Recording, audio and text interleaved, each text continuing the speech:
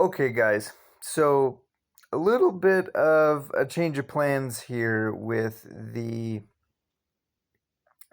Need for Speed series on the channel.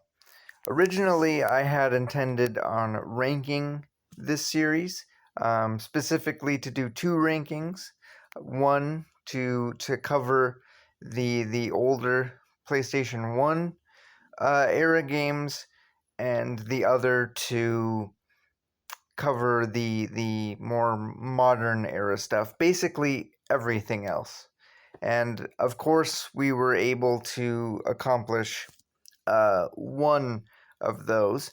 Uh, but the thing about the modern stuff is that there's, of course, a lot of them, and I'm not playing them consecutively like I normally would with cases like this.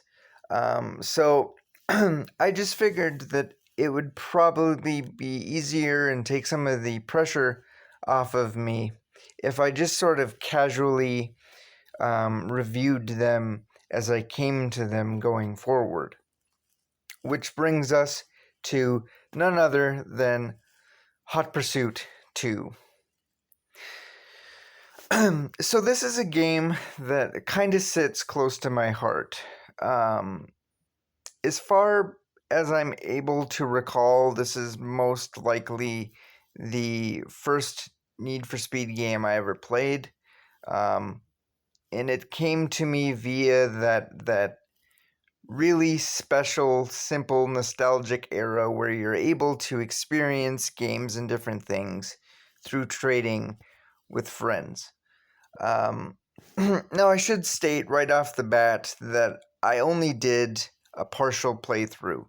I didn't play it in its entirety. I put maybe 3 or 4 hours into it. But the thing is, I don't feel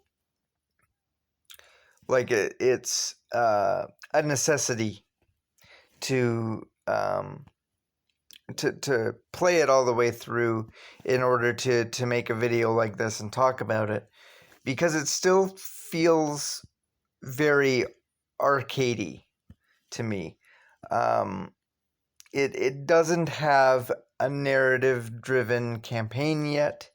Actually, what it is more of an event or challenge tree on both sides of the law. Gameplay wise, obviously it's probably not as intense as I remember it being when I was like 8 or however old I was when I first played it. But it still felt pretty wild. Definitely in some of the races, the AI felt rather feral, and it was certainly a lot more difficult in some aspects than I remember it being. But all in all, it's a perfect pick up and play game. Definitely something I keep on my memory card to spend time with on those random Sunday afternoons when I don't have anything else going on. So, in closing, I guess mostly out of curiosity, I would just like to ask you guys.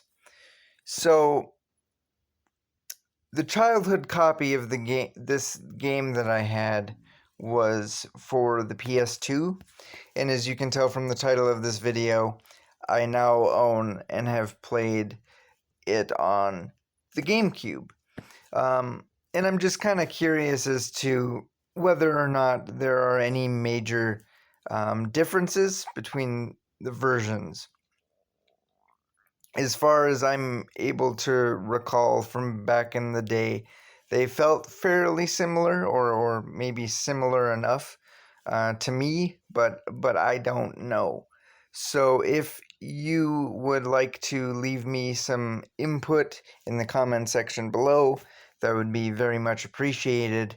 And until next time, guys, we'll see you in the next video.